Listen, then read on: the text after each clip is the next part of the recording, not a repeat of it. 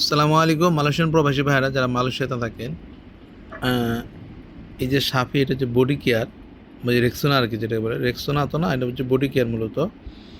হ্যাঁ, এই যে এই জিনিসটাতে আপনারা হালাল লেখা দেখতে পাবেন, হালাল। হ্যাঁ, অন্য কোনো বডি স্প্রে বা বডি কেয়ারের মধ্যে হালাল লেখাটা পাবেন না। এই যেটাতে ফলোমি একটা body spray, men body spray, এই দুইটা জিনিসে আপনি হালাল লেখা দেখতে পারবেন।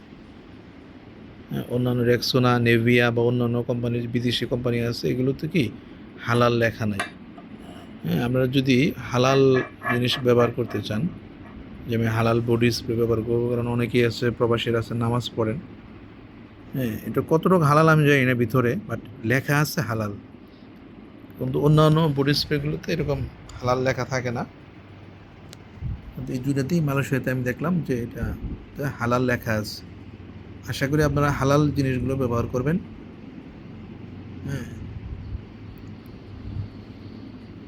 এই দুইটা জিনিসেই আমরা হালাল লেখা আছে। তো আমরা যখনই আমরা বডি স্প্রে কিনবেন বা বডি কেয়ার, রেক্সোনা, তো এটার নামে পরিচিত হয়ে গেছে, কিনবেন তো ওটা হালালগুলো কেনার চেষ্টা করবেন।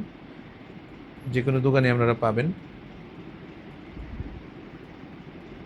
পোস্টটা শেয়ার করবেন অন্যের উপকারের জন্য। আসসালামু আলাইকুম রহমতুল্লাহ।